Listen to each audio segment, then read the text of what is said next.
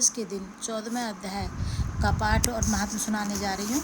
सभी पितरों को मोक्ष देने के लिए आप भी सुने और अपने पितरों को मोक्ष दिलवाएं और सभी पापों से मुक्त हों और पितृदोष दूर करें। श्री कृष्ण भगवान ने अर्जुन से कहा, हे अर्जुन, मैं तेरे लिए परम ज्ञान जो सब ज्ञानों से उत्तम है कहता हूँ। जिस ज्ञान को जानकर मेरे भक्त मुनीश्वर परम सिद्ध मेरे परमानंद अविनाशी पद में जो प्राप्त होते हैं, जिन्होंने मेरे ज्ञान का आश्रय लिया है, जिन्होंने यह मेरा ज्ञान सुना है, श्री कृष्ण जी ऐसे बड़े हैं ऐसा पहचान कर जिन्होंने मेरा आश्रय लिया है, उनका मेरा जैसा ही धर्म होता है, अर्थात मेरा भक्त संसार की प्रलय के साथ लय नहीं होता, जैसे मैं संसार की उत्पत्ति के साथ उत्पन्न और प्रलय के साथ लय नहीं होता, यही मेरा धर्म है, ऐसा ही तू मेरे भक्तों को जान। हे अर्जुन, परम ब्रह्म मेरी योनि है, मैं उसमें गर्भ को रखता हूँ और उसमें भूतों की उत्पत्ति होती है। कौन्ते, सब गर्भों में जो विभूतियाँ उत्पन्न होती हैं उनका उत्पत्ति स्थान प्रकृति और मैं बीज देने वाला पिता हूँ। हे महाभावो, प्रकृति से उत्पन्न सत्व रज और तम तीनों गुण देह में रहने वाले निर्विकार आत्मा को बांध लेते हैं।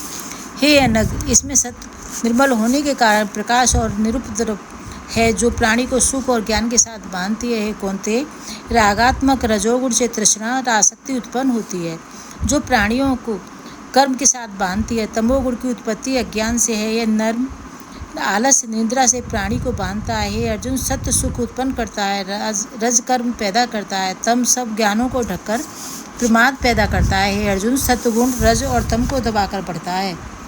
इस प्रकार रज सत्व और तम सत्व तथा रज को दबाकर बढ़ना चाहता है। इस देह में इंद्रियों द्वारा सब ज्ञान का प्रकाश उत्पन्न हो तब समझिए सत्वगुण की विशेष वृद्धि हुई है।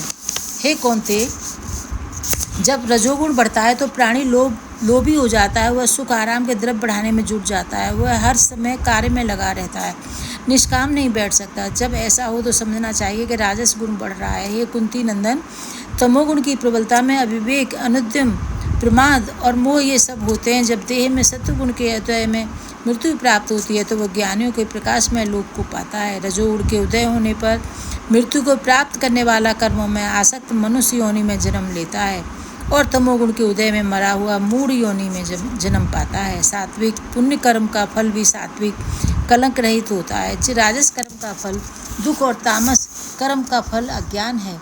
सत्व से ज्ञान उत्पन्न होता है, रज से लोभ तथा तम से प्रमाद, मोह और अज्ञान की उत्पत्ति होती है।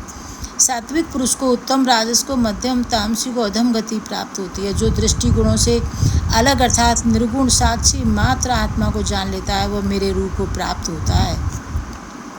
जो देह शरीर में उत्पन्न होने वाले सत्व रज तम इन तीनों गुणों को जीत लेता है वह जन्म मृत्यु बुढ़ापा रोग से छूटकर मुक्ति पाता है। हे अर्जुन, मैं इन तीन गुणों को कौतुक देखने वाला हूँ, इन गुणों से अतीत हूँ। जो मुझे ऐसा जानते हैं मेरे परमानंद अविनाशी पद को प्राप्त होते हैं। जो प्राणी मुझे इस प्रकार जानता है वह जन्म मरण और बुढ़ापे के दुखों को काटकर मुक्त होता है। इस ब्रह्म ज्ञान के अमृत पान करने से संसार में जन्म मरण नहीं पाता। यह वचन सुनकर अर्जुन ने दीन दयालु श्री कृष्ण भगवान से पूछा, हे भगवान, हे कृपा निधान, यह जीव तो तीन गुणों से बंधा है, इसके छूटने की क्या विधि है और उसके क्या लक्षण है? जो देह के साथ होने पर भी तीन गुणों से अतीत हैं। अर्जुन की विनय सुनकर श्री कृष्ण भगवान बोले, हे अर्जुन, जो देह के साथ होते हुए भी तीन गुणों से अतीत है उसके लक्षण सुन। वो गुणों को देह में उपजता और बरतता जानता है, इसलिए उनसे विचलित नहीं होता। वह गुणों को बुरा नहीं मानता, इसलिए उन्हें हटाने की बात भी नहीं सोचता। यही उदासीन होना है। इससे मेरा क्या प्रयोजन है? अर्थात मेरे कहने का तात्पर्य है कि जैसे विष्णु की माया गुणों को उपजाती है वैसे ही देहों में स्वभाव मिले हुए गुण बरतते हैं। मैं आत्मा रूप इससे न्यारा हूँ और इस प्रकार गुणों से प्रेरित होकर चले। फिर कैसा हूँ? दुख सुख में एक समान, स्तुति निंदा में एक जैसा, जो कंचन माटी और पाषाण एक समान जाने, आदर अनादर करने से दुखी सुखी ना होवे, शत्रु मित्रु को एक जैसा समझे, किसी कार्य का आरंभ ना करे। हे अर्जुन, तूने तीनों गुणों से अतीत का प्रश्न किया है, यह उनके लक्षण कहे हैं। अब जिस प्रकार तीनों गुणों से अतीत होवे यह सुन। हे अर्जुन, मुझे विशंबर प्रभु जानकर केवल मेरे में श्रुति लगावे और सब अवतारों से मन उठाकर शीतल स्वभाव हो, मेरी भक्ति में मन देवे और कहे, हे प्रभु, मैं तुम्हारा दास हूँ, तुम सबके करतार हो, मैं दीन अनाथ हूँ, कृतघ्न हूँ, तेरे गुण किए को मैं नहीं जानता हूँ, तेरे बिना और कोई प्रभु नहीं है, मैं तेरे अधीन हूँ। कर्म क्षेत्र कर्म यंत्र में पड़े भ्रमते हैं और तू इस यंत्र का सूत्रधार है। हे देव, मैं तेरी शरण हूँ, तू सबका आश्रय है। हे अर्जुन, जो इस प्रकार से मेरा दास होवे और केवल मेरे साथ प्रीति रखकर मेरी ही शरण आवे, वह इन तीनों गुणों से अतीत होता है और देह के साथ होते हुए भी मुक्ति पाता है और जीवन से मुक्त हो जाता है। यह मार्ग तीनों गुणों से अतीत होने का है। अब मैं कैसा हूँ, उस आत्मा का प्रताप सुन। इतनी बातों का नाम ब्रह्म है और मुक्ति का नाम भी ब्रह्म है। मुक्ति धाम वैकुंठ का नाम भी ब्रह्म है। इन सब ब्रह्मों का मैं ही ठाकुर हूँ। इन सब की शोभा मैं ही हूँ। मैं कैसा ब्रह्म हूँ, अविनाशी हूँ, न मरता हूँ न जन्मता हूँ, पुरातन, सबसे पहले धर्म रूप इन तीनों लोगों में बसने वाला और इससे अतीत भी हूँ। गुणग्राही, सुख का समुद्र, परमानंद, भगवान का सबसे प्यारा हूँ। यह 14वां अध्याय था दोस्तों। अब मैं इसका महत्व सुनाने जा रही हूँ। तो हे श्री कृष्ण भगवान, जो मैंने ये अध्याय आपके सामने पढ़ा है, मैं आपके चरणों में अर्पण करती हूँ।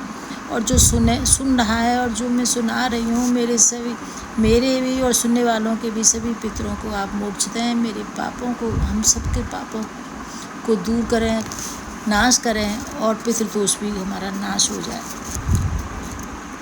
श्री नारायण जी बोले, हे लक्ष्मी, अब 14वें अध्याय का महात्म सुन।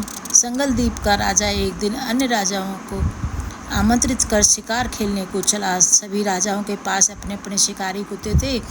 उनमें शर्त बंदी थी कि जिसका कुत्ता शिकार करे वह शिकार उसी का हो। सब राजाओं ने अपने अपने कुत्ते छोड़े।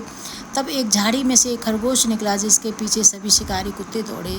संगलदीप के राजा के कुत्ते ने उस खरगोश को पकड़ लिया, मगर किसी कारण से वह छूट गया और पुनः भागा। कुत्ते के दांत उसके शरीर में लग चुके थे, इसलिए शरीर से खून बह रहा था। भागते भागते वन में उस स्थान पर पहुंचे जहाँ एक कच्चा तालाब था, पानी से भरा था। वह एक साधु रहता था वहाँ। खरगोश उस तालाब में जा गिरा और पीछे से वह कुत्ता भी जा गिरा। इतने में भी राजा घोड़ा दौड़ा कर वहाँ पहुँचा। देखा कि दोनों तालाब में मरे पड़े हैं और देवदेही पाकर बैकुंठ को चले हैं। राजा को देखकर उन्होंने कहा, हे राजन, तू धन्य है, तेरे प्रताप से हमने देवदेही पाई है। राजा ने पूछा, यह कैसे? तब उन दोनों ने कहा, हम नहीं जानते, इस जल के छूने से हमें देवदेही मिली है। राजा ने कहा, मेरे धन्य भाग जो तुम्हारा उद्धार हुआ।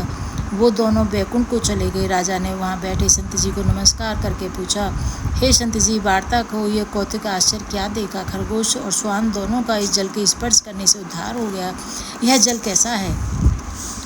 उस संत ने कहा, हे राजन, मेरा गुरु यहाँ रहता था, नित्य स्नान कर गीता के 14वें अध्याय का पाठ करता था। मैं भी स्नान करके गीता का पाठ करता हूँ। राजा ने कहा, धन्य है जो आपके प्रताप से ऐसी योनियों का उद्धार हुआ है। मेरे धन्य भाग जो आपका दर्शन हुआ। और उस दिन से अपनी नगरी को जाकर राजा भी नित्य प्रति श्री गीता जी के 14वें अध्याय का पाठ करने लगा। अंत में मोक्ष प्राप्त किया। बोलो सच्चिदानंद भगवान की जय, श्री कृष्ण भगवान की जय। राधे राधे दोस्तों, आप सभी इस अध्याय को अपने घर में लूप पर चलाकर छोड़ दें और अपने पितरों को मोक्ष दिलाएं। और जो भी पहली बार आए, मेरी वीडियो को शेयर करें, लाइक करें और चैनल को सब्सक्राइब करें। जय श्री कृष्ण। थैंक यू दोस्तों।